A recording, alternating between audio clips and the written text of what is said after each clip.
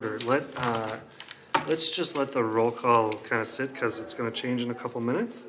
Item number 3 on the agenda is the election of officers. We have a slate in front of us today. I would move the entire slate as presented. Do I have a second? I'll second it. Mr. Adams, Commissioner Adams, all in favor? Aye. Aye. Opposed? All right, I will turn the meeting over to the new president of the EDA, President Parsons. It sounds like roll call is in order. Is that correct? Well, no, we already did. I skipped it because they're going to come back. Okay. Approval. Number 4. Number 4 is approval of minutes from the December 5th meeting. Any discussion? Looking for a motion. Do I have a motion? I'll make a motion to approve the minutes as read. All right. Or as written. John? I second that motion. All right. All those in favor? Aye. All right. Opposed? Opposed? You're good. I'll get you there. All right. Thank you. Your job is not done. All right. Next we have item number 5, public hearing to consider a resolution approving the sale of an EDA lot at 4724 Lakeland Avenue North to Tollberg Homes for construction of a new single-family home. And Mr. Olson presenting the staff report. Yes, thank you, Madam Chair, Madam President, I should say. Yes, this is a public hearing to consider the lot sale of to Tollberg Homes for a new construction of a home at 4724 Lakeland for $55,000.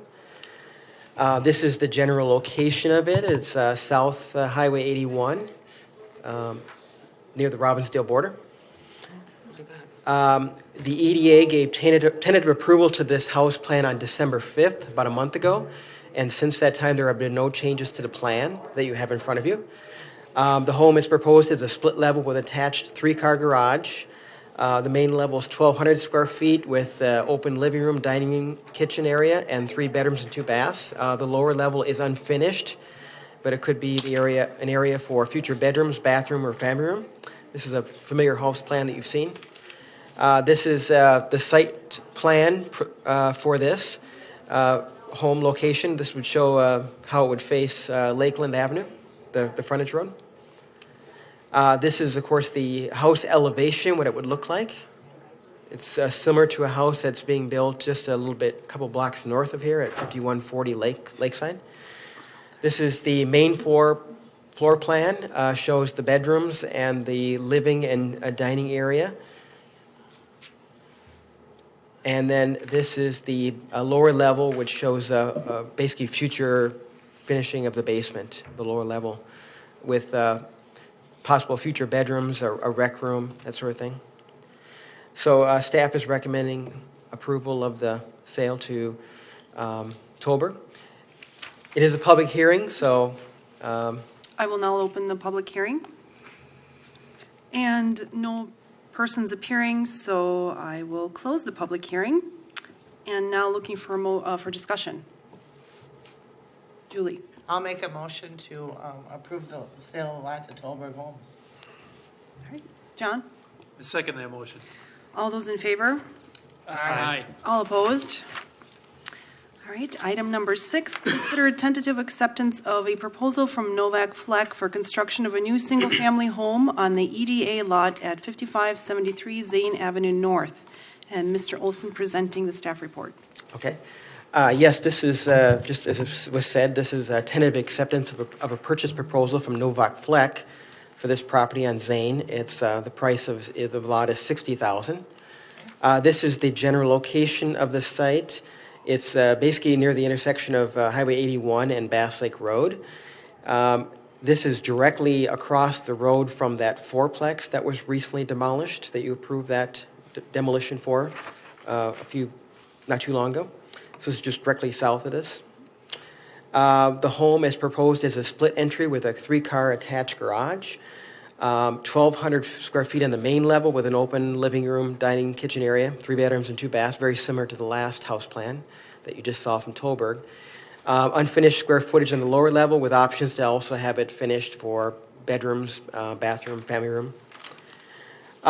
This one here, I would point out that there would be, this one, they would have a variance request along with this, which would happen sometime in February if you give tentative approval of this lot sale.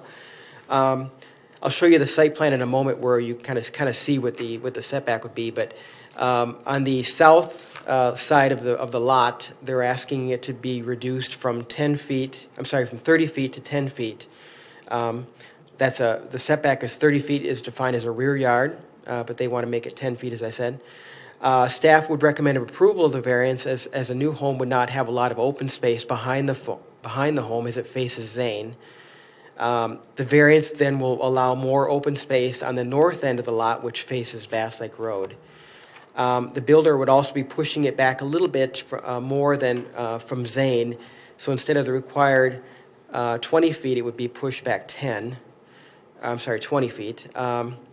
And then with the variance, the new house's distance from the adjacent home on the south would basically look the same as it would for any side yard, standard yard, side yard.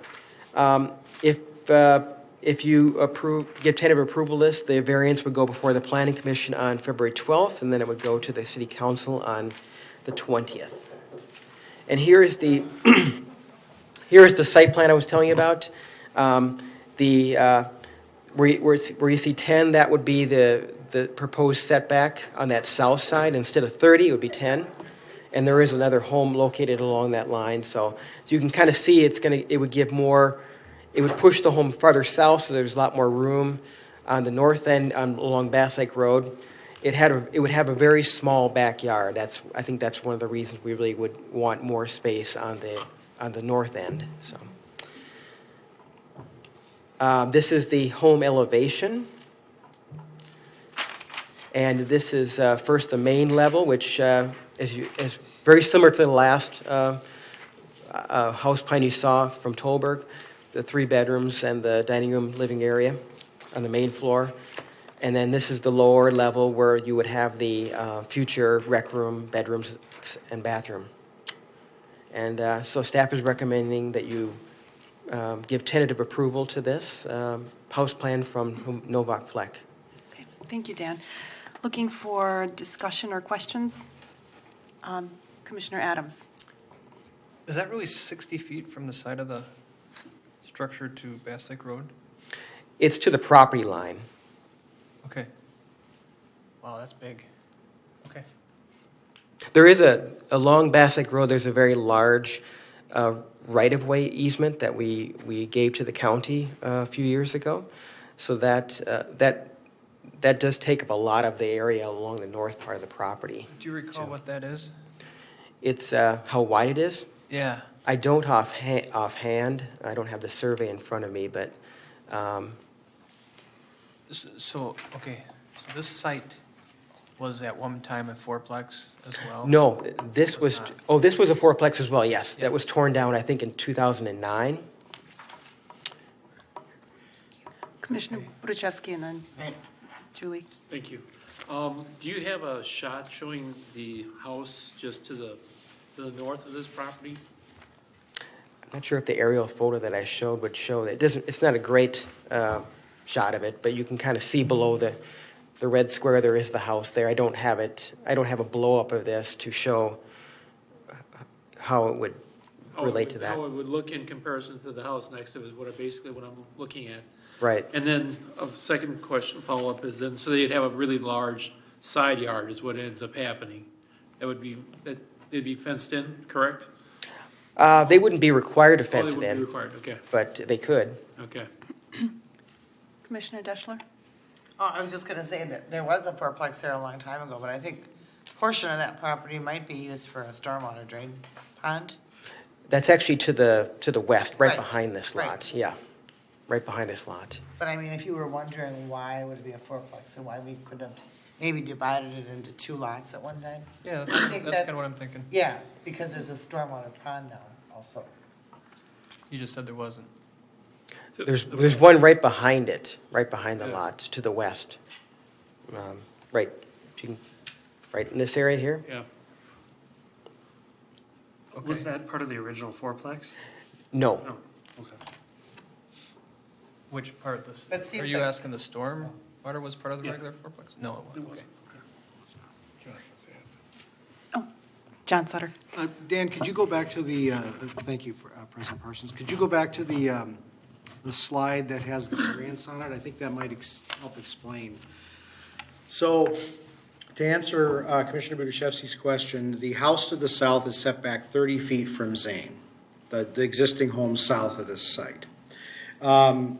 But because of the way the lot is, this lot is shaped, it's actually narrower on Bass Lake Road and wider on Zane, which makes Bass Lake Road its front, and Zane is the street side, or side street.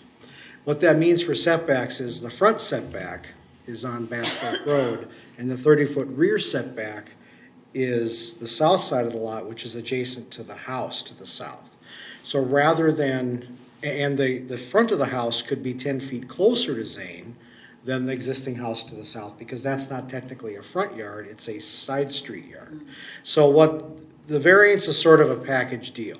The builder is saying, can I slide this house to the left? So instead of being 30 feet from the neighboring house, which would be a really weirdly large side setback, it's only going to be 10 feet, which is still double our 5-foot minimum.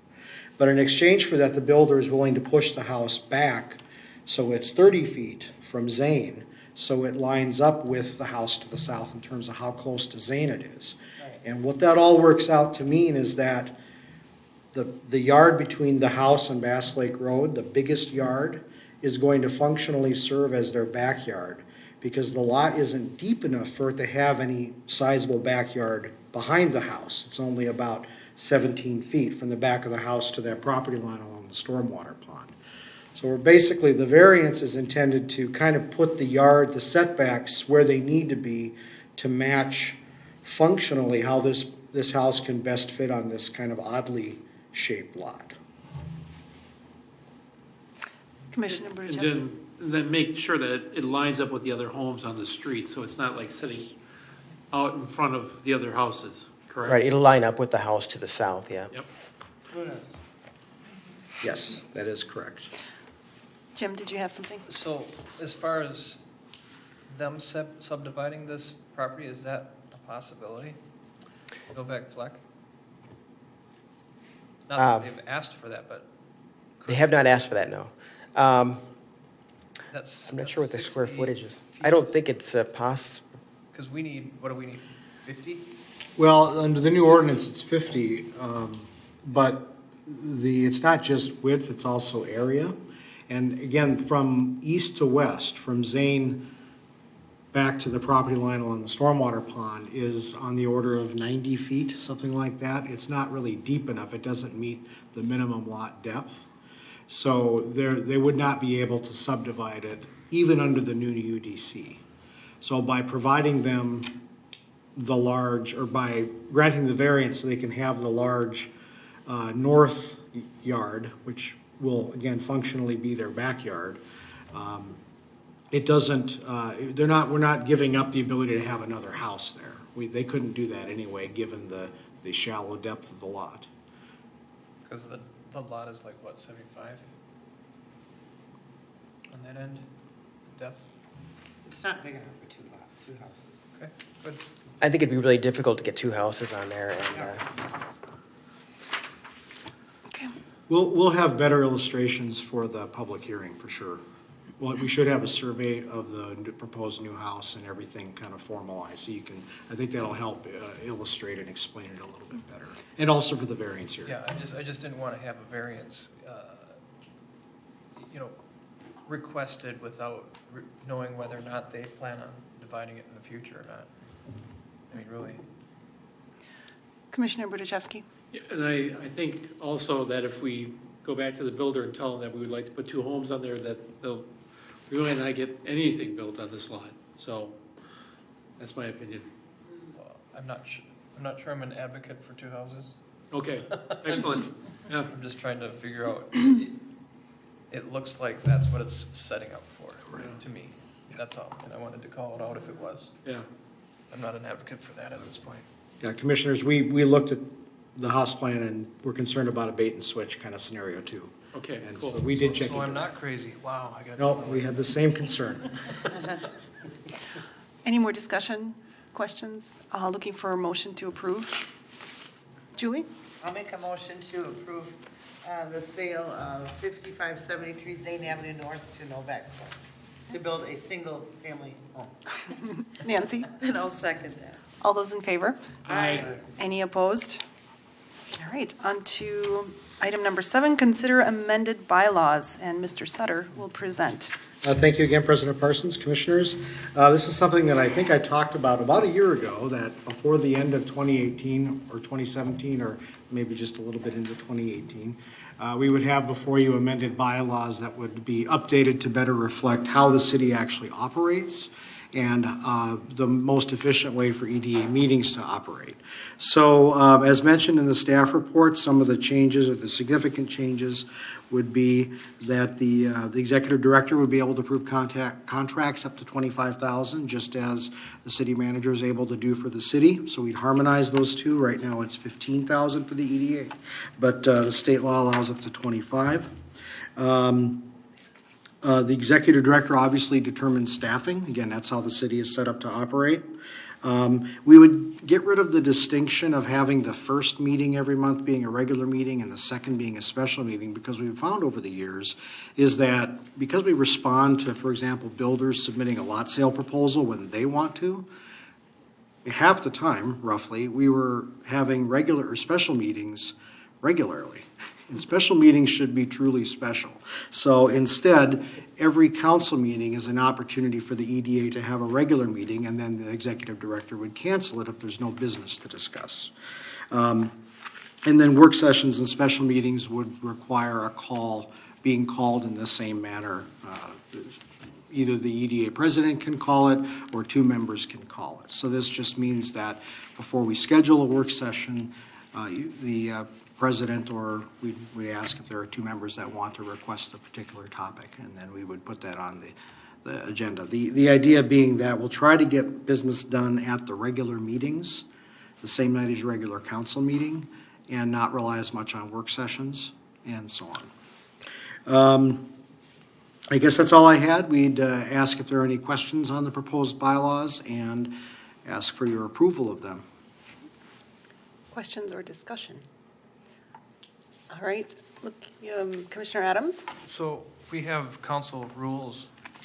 I guess the question I have in terms of council rules, that does not extend to the EDA, correct? And do we want to consider?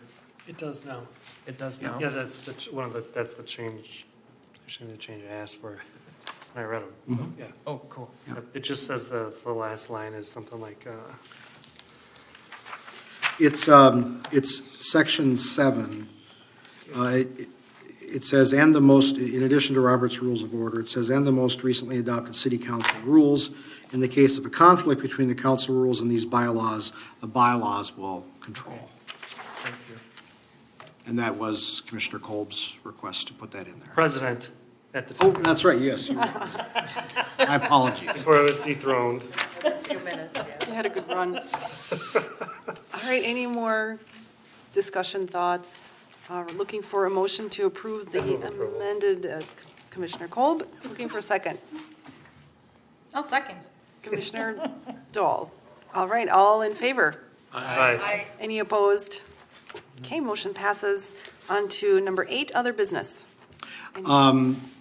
President Parsons, Commissioners, I want to give you a quick preview of what we have coming up. In addition to a public hearing on the 5573 Zane lot, which was the second one on the agenda tonight, that public hearing will be February 5th. We will also have tentative acceptance for a third lot sale, I guess, in 2018, for the one at 5607 Zane, which is where the recently demolished fourplex was located. So that, we have a builder, Novak-Fleck again, who has submitted a proposal for that lot, and they're ready to go. So that will probably be at a public hearing, tentative acceptance in February, public hearing in early March, and that will start construction ASAP in the spring as soon as they close.